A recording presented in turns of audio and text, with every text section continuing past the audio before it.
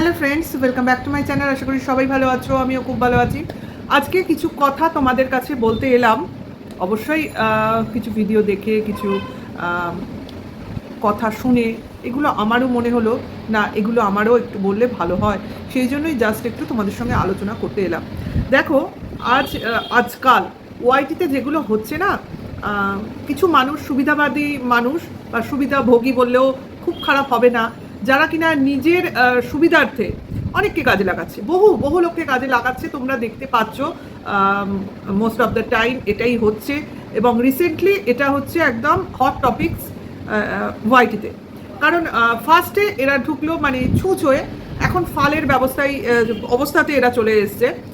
প্রথমে টার্গেট এরা করলো রিতমকে নিয়ে যে করলো ব্যাপারটা তোমরা দেখতে পাচ্ছ, জাস্ট ছাড়কার করে দেওয়ার মতো অবস্থা। তবে এই ব্যাপারটা যে তারা প্রথমে মানে সুযোগ পেয়েছিল তা নয়, এখানে ভুল কারোর ছিল।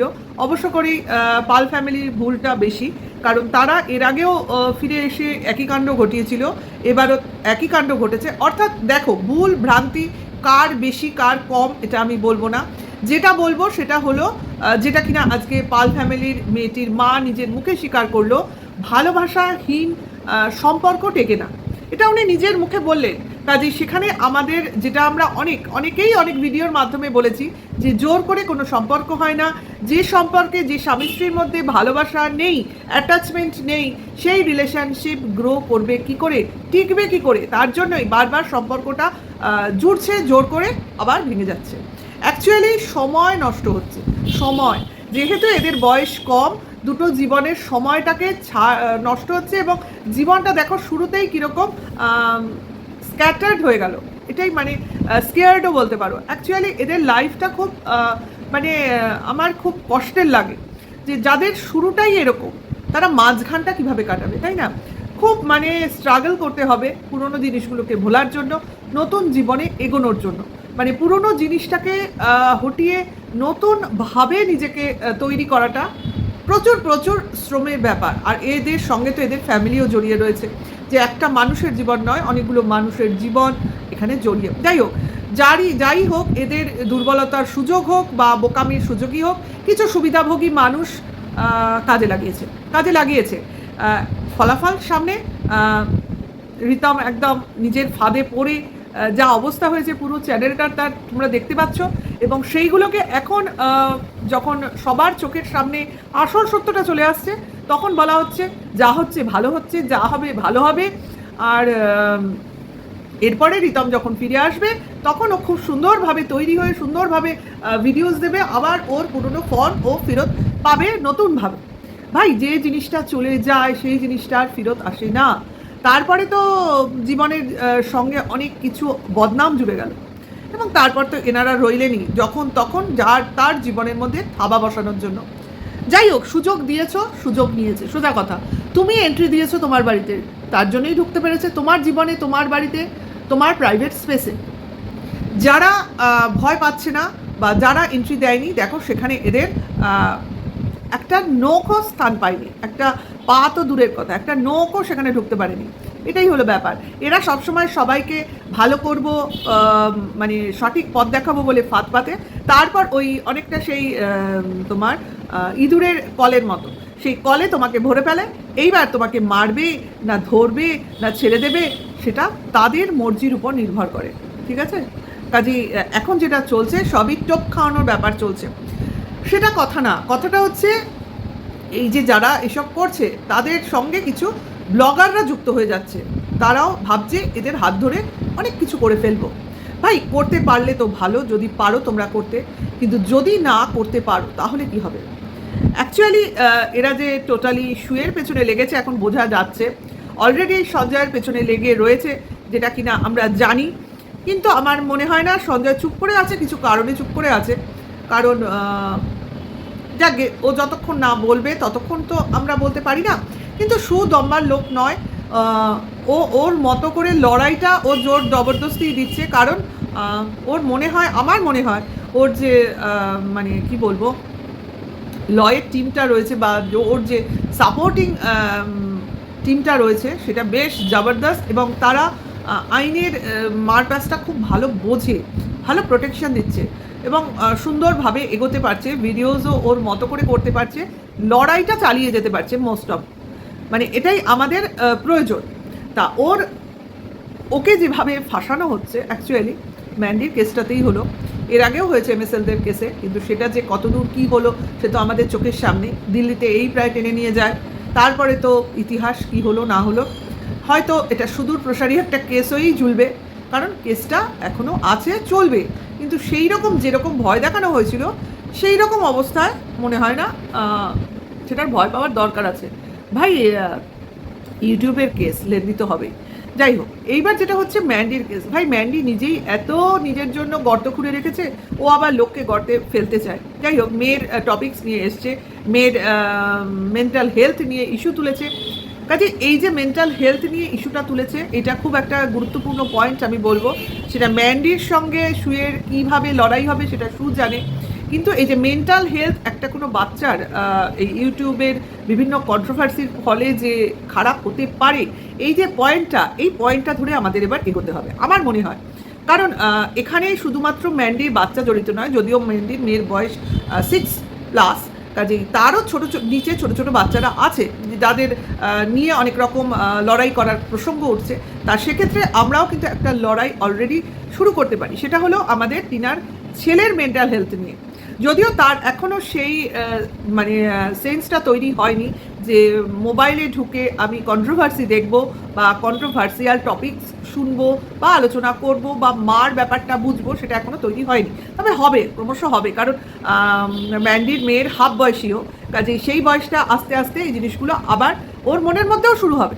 কাজে এই জিনিসটা শুরু হওয়ার আগে, ওই বাচ্চাটার মেন্টাল হেলথ নষ্ট হওয়ার আগে, হ্যাঁ শুরুই হয়নি সেই জন্যই বলছি, নষ্ট হওয়ার আগে টিনার উচিত একটা ঠিক মতো স্টেপ নেওয়া, যে তার ছেলেকে নিয়ে আলোচনা করা, তার ছেলেকে ব্লগিংয়ে দেখানো এবং তার ছেলের সম্বন্ধে নানান কথাবার্তা, এগুলো যাতে স্ট্রিক্টলি বন্ধ করে দেওয়া হয়।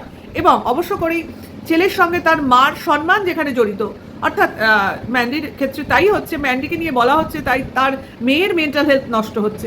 কাজে সেক্ষেত্রে আমরা এই প্রসঙ্গে বলতেই পারি বা এই দাবিটা রাখতেই পারি, আজকে টিনার নামে যদি বিভিন্ন কন্ট্রোভার্সি ক্রিয়েটাররা নোংরামো ছড়ায়, তাহলে ভবিষ্যতে তার ছেলের মেন্টাল হেলথ ম্যান্ডির মেয়ের থেকেও খারাপ হয়ে যাবে না, কে বলতে পারে।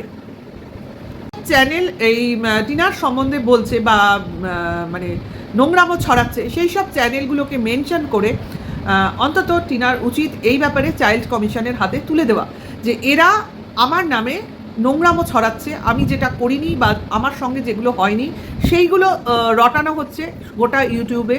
ভবিষ্যতে তার ছেলের মেন্টালিটি নষ্ট হতে পারে, কাউন্সিলিংয়ের প্রয়োজন হতে পারে, বা কি বলে তার পড়াশোনার এফেক্ট ফেলতে পারে। এই যে কতগুলো ইস্যুস, এইগুলো নিয়ে ও অভিযোগ জানিয়ে একটা তো কিছু করতে পারে আমার মনে হয়, কারণ এগুলো করা হয়েছে কিনাও আমি জানি না, কিন্তু করা হলে তো একটা তার স্টেপ আমরা দেখতে পাবো। তবে এইগুলো কিন্তু এবার টিনার তরফ থেকেও করা উচিত, কারণ যেখানে ম্যান্ডি তার মেয়ের প্রসঙ্গ নিয়ে কোথায় না কোথায় চলে যাচ্ছে দেখতে পাচ্ছি আমরা, কারণ যেখানে ও নিজেই নিজের নোংরামো ছড়িয়েছে, শুধু নিজের নয়, নিজের মার, নিজের শাশুড়ি, নিজের ননদের, নিজের বরের শুনেছি কিন্তু আমরা, এবং নিজের নানান রকম নোংরা মানে নোংরা, যেটা কিনা টিনা ওর কাছে একটা তুচ্ছ বস্তু ছাড়া কিছু নয়। এই নোংরামিতে ম্যান্ডির সমকক্ষ কেউ হতে পারবে না, কেউ না, কারণ ম্যান্ডি যেখানেই যাক তার ইচ্ছা মতো যেখানে যা খুশি করেছে, সেখানে টিনা তো তার বাপের বাড়িতেই পড়ে রয়েছে, বাবা মার সঙ্গেই রয়েছে, না কোনো নোংরামি করতে ধরা পড়েছে করতে করতে, বা নোংরা লোকের সঙ্গে থেকেছে, বা কোনো নোংরা জায়গায় তাকে দেখা গেছে, তাহলে কেন তার বিরুদ্ধে এইসব নোংরামো ছড়ানো হবে? এবার কিন্তু এইগুলো নিয়ে কিছু তো স্টেপ নেওয়া উচিত টিনার, অন্তত এইগুলো নিয়ে স্টেপ নেওয়াই উচিত। কেন ভাই, কেন লোক বলবে আর আমি শুনবো? আমি কি ফালতু? আমার বাবা মা কি ফালতু? না আমার ফ্যামিলি ফালতু? কেউ আমাকে ফালতু মনে করলেই আমি ফালতু হয়ে যাব না? আমারও আমার মতো করে একটা প্রোটেস্ট গড়ে তুলতে হবে, এবং তোমাকে এটা করতেই হবে, না করলে লোকে দুর্বল হিসেবে ধরে নেবে, কারণ নিজের প্রতিবাদ নিজেকেই গড়ে তুলতে হয়। সত্যি কথা বলতে কি, আমরা তো কেউ ফেলনা নই, টিনাকে বলছি, ফেলনা তো নই। বাবা মা রীতিমতো কষ্ট করে আমাকে জন্ম দিয়েছে, বড় করেছে, একটা সময় অবধি শিক্ষা দিয়েছে, তারপর বিয়ে দিয়েছে, তাদের কর্তব্য তাদের মতো করে করেছে। হ্যাঁ ভুল করেছে একটা বিয়ে দিয়ে, ওই বয়সে বিয়েটা ওনারা না দিলেও পারতেন, সেই ভুলের খেসারত তো ওনারা দিচ্ছেন, কিন্তু তারপরেও তাদের চরিত্র যেভাবে হনন করা হচ্ছে, গোটা ওয়াইটিতে বসে বসে ওই বৃদ্ধ বয়স্কা ঠাকুমাটাকেও ছেড়ে দেওয়া হচ্ছে না, এইগুলোর কি কোনো প্রতিবাদ হবে না? শুধুমাত্র সাইবার ক্রাইম, কোনো রকম স্টেপ অ্যাকচুয়াল যেটাকে বলে লিগাল স্টেপ, সেটা নেওয়ার কিন্তু প্রয়োজন আছে, কারণ ভবিষ্যৎটাকে ভাবতে হবে। আমি যদি এইরকমভাবে চুপচাপ নির্জীবই বলবো, যেটা দেখছে ওয়াইটি বসে বসে, তাহলে কি ভাববে? কি ভাববে না? একে বলা যায়, এর গায়ে তো কিছু লাগে না, একে যা খুশি আমরা বলতে পারি। যখন বলার জন্য তার বিরুদ্ধে স্টেপটা নেওয়া হবে বা দেখতে পাবো যে এর বিরুদ্ধে এই স্টেপটা নেওয়া হয়েছে, তখন কিন্তু অন্য পক্ষ আস্তে আস্তে থামবে। যদি স্টেপই না নেওয়া হয়, তাহলে কি করে লোক বুঝবে যে এটা বলা উচিত, ওটা বলা উচিত নয়? কারণ এদের তো বোধগম্য হবে না, কারণ এরা জানে কাউকে নোংরাভাবেই নিচুতে নামাতে হয়, কারণ কাউকে আমাকে উঁচুতে তুলতে হবে। কারণ এখানে কাউকে উঁচুতে তুলতে, কাউকে নিচুতে নামানোর একটাই রাস্তা। আবার সে যদি কোনো মহিলা হয়, কোনো পুরুষের সঙ্গে তাকে শুইয়ে দাও, কোনো পুরুষের সঙ্গে তাকে বাইরে পাঠিয়ে দাও, একটা কাঁথার তলায় দুজনকে ঢুকিয়ে দাও, এক্সেট্রা এক্সেট্রা। এছাড়া তো এদের কোনো ল্যাঙ্গুয়েজ নেই। যারা একটা 70 ঊর্ধ্ব বয়স্কা মহিলাকে ছাড়ে না, তারা 24 বয়সী বা 23 যাই বলো না কেন, যে বয়সটা টিনা, সেই বয়সী মেয়েকে কি করে ছেড়ে দেবে? এরাই তো ওয়াইটিতে বসে বসে মুখে মুখে রেপ করছে, আর কিছু তো বলার নেই। এইগুলোর কিন্তু এবার প্রোটেস্ট হওয়া উচিত। শুধু যে ফিজিক্যালি অ্যাসল্ট করা যায় তা নয়, আমরা কিন্তু মুখেও লোকজনকে যা খুশি তাই করে দিতে পারি, দেখতে পাচ্ছি, প্রমাণ রয়েছে সামনে। এইগুলোর এবার প্রতিবাদ হওয়া উচিত। আর যেটা টিনার বেসিক্যালি করা উচিত, সেটা হচ্ছে তার ছেলের প্রোটেকশন নিয়ে টিনাকে এবার সরব হতে হবে। কারণ সে ছেলের জন্য লড়াই করছে, ছেলেকে ফিরে পাওয়ার প্রবল চেষ্টা করছে, সব ঠিক আছে, কিন্তু দূরে থাকলেও ছেলের জন্য তার ভালোর চিন্তাটা লোকের সামনে নিয়ে আসতে হবে। তার চিন্তা তার মনে আছে, কিন্তু তার জন্য তার যা স্টেপ দূরে থেকে হলেও সেটা তাকে করতে হবে। কারণ দেখাতে হবে, একজন তো বাবার নির্জীব হিসেবে বাড়িতে বসে রয়েছে, আর ছেলেকে বাদর নাচানোর মতো সেই বাদর হিসেবে দেখাচ্ছে, যেন সে মাদারি, আর বাদর নাচের বাদরটা তার হচ্ছে তার ছেলে, দেখাচ্ছে ওইভাবে পয়সা রোজগার করছে। নাহলে পেরেন্টস টিচার মিটিংয়ে সত্যিই তো সে নিজে না গিয়ে, সে তো পেরেন্টসের একজন পেরেন্টস তো ছেলের সঙ্গেই রয়েছে, তার মা দূরে থাকলেও তাকে যদি তোমার সেই রকম সিস্টেম হতো, তাকে যদি আসতে বলা হতো, সে কিন্তু আসতে বাধ্য ছিল, কিন্তু তাকে ইনফর্ম করা হয়েছে না, আসতে বলা হয়েছে। পেরেন্টস মানে বাবা মাকে বোঝায়। যদি তাদের ডিভোর্স হয়ে যায়ও, তারা সেপারেট হলেও পেরেন্টস হিসেবে তাদেরকেই ডাকা হয়। সেখানে জায়গায় গ্র্যান্ড পেরেন্টসরা কী করে এন্ট্রি পায় বা কী করে যাওয়ার কথাও ভাবতে পারে। তার মানে এখানে বুঝতে পারছো যে বাবার কতটা বোধ বুদ্ধি আছে, তার চিন্তাভাবনাই নেই। সে ভেবেছে দাদু তো যায়, দাদুই যাক, সে যে পেরেন্টস নয়, একটা দাদু মানে ঠাকুরদা, সেটা সে ভুলে গেছে। বাবার জায়গায় বাবা যখন জীবিত রয়েছে, বাবা যাবেই আর পেরেন্টস হিসেবে। আর মাকে সেরম স্কুল হলে মাকে ইনফর্ম করা উচিত থাকতো বা করার কথা বলা হতো, কিন্তু এখানে সেইরকম স্কুল নয় বলে সেইরকম স্ট্রিক্টলি ইনস্ট্রাকশন মানা হয়নি, এই হলো কথা। এটা যদি সেই লেভেলের ইন্টারন্যাশনাল বা ইংলিশ মিডিয়াম স্কুল হতো, তাহলে কিন্তু তোমার বাবা মা থাকলে, জীবিত থাকলে, তারা সেপারেশনে থাকুক আর না থাকুক, তাদের আসতে হতোই, ঠিক আছে? যদি কেউ না আসতে পারে, তাহলে তাকে বাই ফোন ইনফর্ম করতে হতো স্কুলে, এটা কিন্তু নিয়ম। যাই হোক, এটা ওই লোকাল স্কুল বলেই এসব হয়েছে, সেটা কথা নয়। কথাটা হচ্ছে টিনাকে এবার সত্যিকারের আরেকটু সিরিয়াসলি হয়ে ভাবনা চিন্তা করা উচিত।